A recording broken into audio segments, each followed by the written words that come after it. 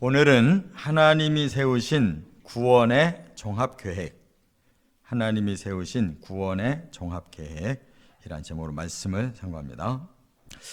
우리가 사도행전을 15장까지 했는데 왜 갑자기 갈라디아서를 하느냐? 이거는 다 연결된 내용이기 때문에 그렇습니다.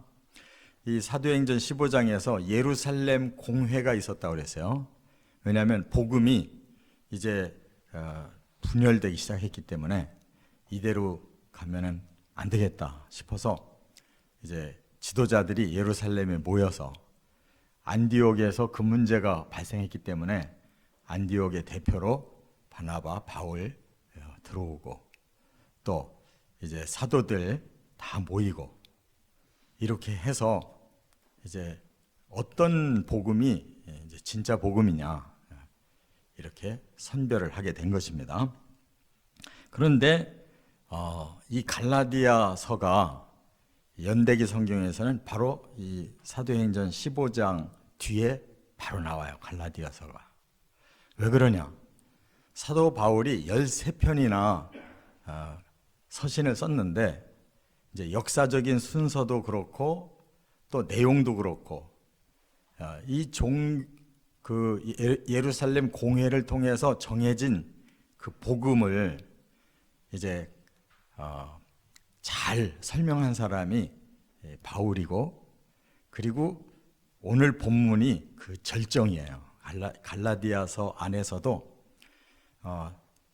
바울은 이 창세기부터 이제 구약에 하나님이 주신 그 모든 복음을 쫙 정리를 해가지고 여기서 예수 그리스도의 복음으로 이렇게 딱 연결을 시킨 거예요. 그러니까 가장 적절한 장소에 지금 우리가 이 본문을 읽고 있는 거예요. 그런 면에서 사도 바울은 누구보다도 이 복음을 가장 잘 깨달은 사람이에요. 예수님이 직접 계시를 주셔서 아라비아에서 복음을 아주 깊이 이제 깨닫고 이제 출발을 해서 한 10여 년 이상 또 선교 사역을 혼자 하면서, 아마 어떻게 보면 이 갈라디아 지역은 1차, 2차, 3차 중에 2차에서도 갈라디아를 들렸다는 말이 있지만 그 자세한 내용이 없어요. 그런 걸 보면 이제 성경학자들의 일부 주장에는 사도 바울이 이제 정식 선교사 되기 전에 혼자서 선교하러 다닐 때 갈라디아 교회를 세운 것으로 보기도 해요. 그렇기 때문에 바울의 서신 중에 제일 먼저 쓴 서신으로도 또 학자들이 많이 인정을 하고 있어요. 또 내용도 사도행전 15장에 그 바로 뒤에 썼을 만한 그러한 내용이에요. 그래서 과연 하나님이 이 구원의 복음 계획을 언제 세우셨을까? 그런데 만세전에 세웠대요. 고린도전서 2장 7절에도 그랬고 골로새서 1장 26절에도 그랬는데, 하나님이 인류를 구원하려고 복음을 만세전에 세우셨는데, 그러면 언제 최초로 계시했느냐? 바로 아브라함 때 처음 계시하셨다, 그 말이에요. 그래서 이제 사도 바울은 창세기도 인용하고 또 신명기도 인용하고 그 다음에 또 선지서 중에 하바국서도 인용하고, 그래가지고 오늘 이 하나님의 구원 종합 계획이 이러했었다라고 딱 정의를 내리고, 그 구원 계획의 주체가 바로 예수 그리스도다라고 결론을 내리는 거예요. 그래서 오늘 말씀은 구약과 신약을 완전히 연결해주는 아주 중요한 말씀인 줄 깨달으시기 바랍니다. 첫째가 6절과 7절에 보면 구원의 조건은 믿음이다 라고 딱 정의를 해요. 구원을 어떻게 받느냐? 율법을 행함으로가 아니다. 복음을 믿음으로 받는다. 이 한마디를 통해서 지금 복음이 두 가지로 갈라지고 있잖아요. 한쪽은 유대인들이 예수를 믿으면서 그들이 과거에 믿고 지켜왔던 율법을 그대로 율법의 복음과 플러스를 시킨 거예요. 그래서 할례도 받고 율법도 다 행하고 복음도 믿어야 구원받는다, 이렇게 가르쳤거든요. 근데 그게 아니에요. 율법으로 안 되기 때문에 하나님은 예레미야 31장에서 다시 새 언약을 주셨잖아요. 그 새 언약은 이 돌에다가 쓴 거를 사람들이 잘 행동으로 실천해야만 가능한 율법으로는 불가능하기 때문에, 그래서 예레미야 31장에 31절부터 아예 말씀을 마음에 주겠다, 그리고 성령으로 지키게 하겠다. 그렇기 때문에 복음과 성령으로 구원받는 것을 믿으면 되는 거예요. 할렐루야. 그래서 최초의 그 복음을 계시한 곳이 창세기 12장부터 아브라함에게 계시했다는 건데, 특별히 15장에 보면 5절에 그런 말씀이 있어요. 아브라함이 하나님께 순종해서 가나안 땅에 왔고 자식이 없을 때였어요. 85세 정도. 그런데 그를 이끌고 밖으로 나가 이르시되 하늘을 우러러 뭇별을 셀 수 있나 보라. 또 그에게 이르시되 네 자손이 이와 같으리라. 아브라함이 여호와를 믿으니 여호와께서 이를 그의 의로 여기시고, 이렇게 말씀했거든요. 그러니까 하나님이 이 세상에 이제 복음을 줘야 되는데 누구를 통해 줘야 될지를 찾으신 거예요. 그랬더니 아브라함이 제일 믿음이 좋은 거예요. 그 사람을 불러서 저 바벨론 갈대아 우르 지역 사람을 끌어서 가나안까지 오게 하고, 그 다음에 10년이 지난 후에 다시 나타나셔서 내가 네 자손을 통해서 이렇게 번성하게 하고, 그리고 앞으로 내가 너를 통해서 이제 이 세상 사람을 구원하려고 하는데 너 믿냐? 그러니까 믿는다는 거예요. 그랬더니 좋아, 너는 나의 의로운 백성이야. 첫 번째 나의 백성이야 라고 딱 인정했단 말이에요. 그 사람이 뭐 행동을 해서 된 거예요? 믿기만 해도 되는 거예요. 그래서 구원의 조건은 믿음으로 출발한 건 줄 깨달으시기 바랍니다. 그런데 이제 그 뒤에 430년 후에 출애굽이 되면서 이스라엘 백성들에게 그때 율법을 준 거예요. 그러니까 믿음이 먼저였어요? 율법이 먼저였어요? 응? 믿음이 먼저였단 말이에요. 400여 년 전에 아브라함은 믿음으로 구원받은 거예요. 하나님 말씀을. 그렇기 때문에 율법으로 행해야만 구원받는 것은 하나님 본뜻은 아니라는 거예요. 그 사람들은 선민으로 인정을 했어요. 아예 구원 백성으로 인정을 하고 율법을 준 거예요. 그러니까 그건 구원의 조건이 아니라 선민으로서의 행함을 하나님이 훈련시키려고 주신 거지 구원 조건이 아니에요.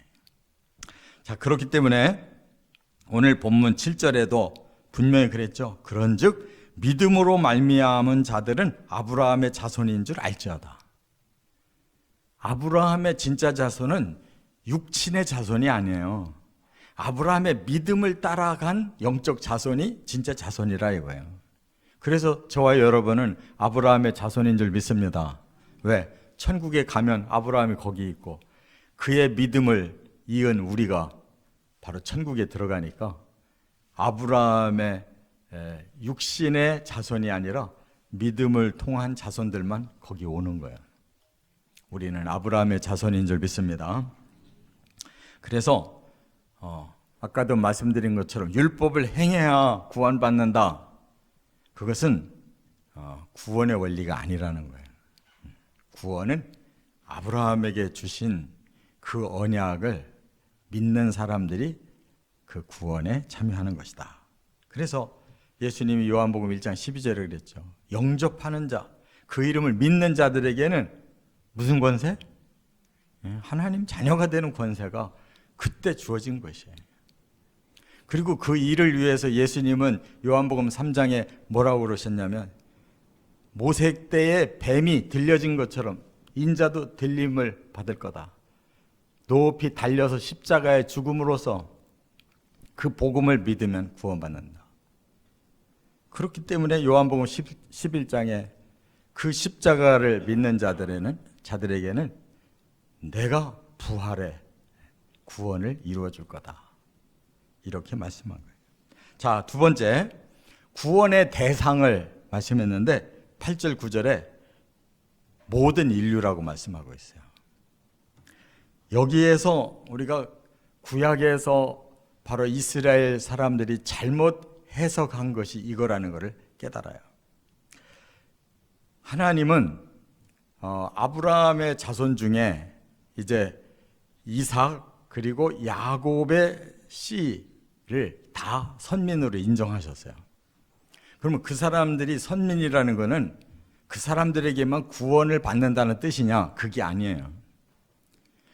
아브라함의 자손을 하나님께서 이제 쓰시기 위해서 그 중에 이스라엘을 이 많은 인류 중에 샘플로 쓰신 거예요. 예표로, 구원의 예표로 쓰신 거란 말이에요. 그런데 이스라엘 사람은 거기서 오해를 해요. 이스라엘의 피만 구원받는다고 이렇게 잘못 생각한 거예요. 그래서 율법을 자기들의 생각으로 달리 풀어요. 그래서 그거 풀어놓은 자습서가 미슈나 탈무드란 말이에요. 그래서 너무 그 이스라엘 사람들은 이 하나님의 말씀을 아브라함, 이삭, 야곱의 직접 친 자손인 자기들만 하나님이 선택한 구원받은 백성이라고 이렇게 너무 자부심을 갖는 바람에 자꾸 오해를 하고 이 구약 성경을 제대로 풀질 않고 그렇게 미시나와 탈무드 식으로 풀어서 지금까지도 하나님을 일방적으로 믿고 있는 거예요. 하나님의 말씀을 총체적으로 믿는 게 아니란 말이에요.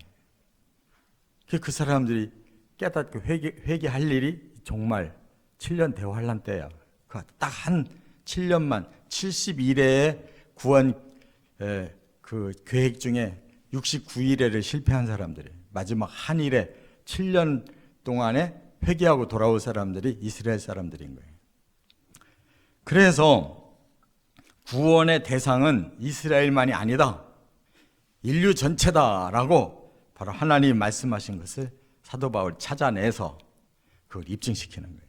자, 창세기 12장 1절에 하나님이 아브라함을 처음 부를 때 이렇게 말씀했어요.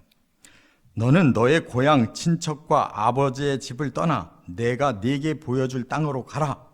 내가 너로 큰 민족을 이루고 또 네게 복을 주어 네 이름을 창대하게 하리니 너는 복이 될지라. 여기까지만 들으면 그렇게 해서 아브라함의 후손이 이스라엘이구나 이렇게 폭좁게 생각할 거예요. 그런데 3절로 넘어가면 이렇게 말씀했어요. 너를 축복하는 자에게는 내가 복을 내리고 너를 저주하는 자에게는 내가 저주를 하리니 땅의 모든 족속이 너로 말미암아라는 단수를 쓰고 있어요. 너로 말미암아 복을 얻을 것이라 이렇게 말씀했어요. 그러면 너로라고 하지 말고 너희를 통해서 복을 얻게 하리라 이랬어야 되잖아요. 왜? 이스라엘이라는 민족이 너라는 단어가 단수가 아니잖아요. 복수잖아요. 그래서 이스라엘 사람들은 이것을 바로 이스라엘로 보는 거예요. 그런데 그 다음에 바로 성경은 그것을 분명하게 말씀하기를 네 씨를 통하여라고 확실하게 또 말씀하셨고 또 다윗 시대에도 네 씨를 통하여라고 말씀하고 있어요. 그렇다면 바로 구원할 자가 누구시냐면 아브라함의 씨이면서 다윗의 씨에서 구원할 자가 나온다는 거예요. 진짜 복을 줄 그 주인공이 바로 그 씨라는 거예요. 그래서 복을 받는 것은 이스라엘만 받는 게 아니에요. 여기 보니까 모든 족속이 너로 말미암아라는 단수인 그 메시아를 통해서 모든 족속이 복을 받는 거예요. 이스라엘만 복을 받는 게 아니고 아브라함에게 이미 모든 족속이 복 받는다고 말씀했어요. 아브라함의 씨 다윗의 씨인 메시아를 통해서. 할렐루야. 근데 이스라엘 사람들이 요 말씀을 그렇게 안 풀으려고 자꾸 요리조리 뺀단 말이에요. 모든 족속이에요, 처음부터. 다만 복의 그 근원은 아브라함의 자손, 다윗의 자손인 씨가 오셔야 그 복이 임하는 거예요. 그렇기 때문에 하나님은 아브라함에게 이 복음을 계시할 때 처음부터 모든 족속에게 복 주려고 계획하신 거란 말이에요. 그래서 우리는 이 성경을 왜곡하면 안 돼요. 이스라엘 사람들은 왜 하나님이 선민으로 불렀냐면 그들을 통해서 성경도 주셔야 되고 그들을 통해서 메시아도 주셔야 되고 그들을 통해서 바로 이 진리를 받은 민족이니까 빨리 그들이 선교사가 돼서 온 세상에 이 복음을 전하라고 주셨는데 유대인 중에는 일부만 선교사가 된 거예요. 베드로와 같이 12제자와 사도 바울과 같이, 그리고 소수의 유대인들이 예수를 제대로 믿고 그들이 복음을 퍼뜨린 거지. 그 민족 전체가 복음을 퍼뜨리는 선교사가 되지 못한 거란 말이에요. 그것이 안타까운 일이에요. 자, 세 번째, 10절부터 14절에 구원의 주체는 누구냐? 예수 그리스도시다 라고 말씀하고 있어요. 자, 그렇다면 중요한 것은 바로 아브라함의 씨, 단수로 아브라함 너를 지명해서 너를 축복하는 자, 그러니까 너를 받아들이는 자는 복을 주고 너를 거부하는 자는 저주를 받는다 하셨는데, 그 단수로 내려오신 언약의 구원자가 바로 예수님이세요. 그렇기 때문에 그 예수님에 대한 언약은 이미 아브라함 때고, 또 율법의 언약은 그로부터 400년도 더 돼서 모세를 통해서 율법 언약을 주셨단 말이에요. 그러면은 어떤 언약이 먼저냐? 바로 메시아 언약이 먼저라는 거예요. 율법을 받은 것은 아까도 말씀드린 것처럼 구원받은 백성으로 인정하고 훈련하기 위해서 율법을 주신 거예요. 그런데 그 율법을 행해야만 너희들이 살리라, 이렇게 레위기 18장 5절에 말씀했거든요. 그러면은 행하지 못하면 어떻다는 뜻이에요? 죽는다는 뜻이잖아요. 이 말은 구원의 조건이 아니라 선민으로서 너희들에게 이 규칙을 줄 테니까 이 규칙을 최선을 다해서 행하라는 거예요. 그러면 내가 반드시 너희를 생명을 줄 거다, 이렇게 약속하는 거지, 그게 구원의 조건이 아니란 말이에요. 그렇기 때문에 하나님은 저들이 완벽하게 행하지 못할 걸 아시고 율법 또 하나를 주셨어요. 그게 무슨 율법이에요? 제사율법이란 말이에요. 이미 십계명을 주셔놓고도 제사율법을 따로 주셨어요. 그래서 속죄제도 드리고 속건제도 드리고 번제도 드리고 이렇게 5가지 제사법을 일러주셔서 그들이 말씀을 행하지 못했을 때 그 죄를 씻고 구원받는 방법까지 다 일러주신 거예요. 그런데 바로 제사율법은 불완전하잖아요. 또 계명도 그들이 자세하게 순종하기에는 불완전하잖아요. 불완전한 게 아니라 그들이 불가능하잖아요. 그래서 임시적인 그 율법과 또 제사율법을 이제 완벽하게 하나님이 다시 주신 것이 바로 복음이란 말이에요. 그래서 사람들이 행할 능력이 없으니까 하나님이 마음에 복음을 주시고 성령으로 그걸 깨닫고 순종할 수 있는 힘을 주신 거란 말이에요. 그러니까 사람의 힘으로 못 지키니까 하나님의 힘으로 지킬 수 있도록 율법을 복음으로, 제사법을 십자가로 이렇게 해서 성령이 이루어 주신 줄로 믿습니다. 그렇기 때문에 우리는 그 모세가 하나님께로부터 계시받은 말씀이 있어요. 뭐라고? 신명기 18장 15절에 내 하나님 여호와께서 너희 가운데 내 형제 중에서 너를 위하여 나와 같은 선지자 하나를 일으키시리니 너희는 그의 말을 들을지니라, 이렇게 말씀했거든요. 모세가 신명기에서 마지막 설교를 하면서 너희 형제 중에서, 이 말은 이 너희 선민들 중에서 나와 같은 선지자가 또 한 분 오실 거다. 너희는 그의 말을 들으라 그랬어요. 그럼 그가 누구냐? 이 사도행전 3장 22절에서 그가 바로 예수 그리스도다라고 풀어줬잖아요. 할렐루야. 모세 때는 율법과 제사법을 주셨는데 또 다른 선지자를 다시 보내실 텐데 너희는 그 말을 들어야 된다. 그게 바로 메시아시고 예수 그리스도시다, 그 말이에요. 그러니까 우리는 모세 다음에 선지자인 예수 그리스도의 말을 들어야 되는 거예요. 이스라엘 사람들이 그걸 들어야 되는데 안 듣잖아요. 그래서 신명기 21장 23절에 그 말씀을 그대로 성취한 분이 예수님이에요. 뭐라고 성취했느냐? 나무에 달린 자는 하나님께 저주를 받았음이라. 왜 뜬금없이 이 말을 했을까?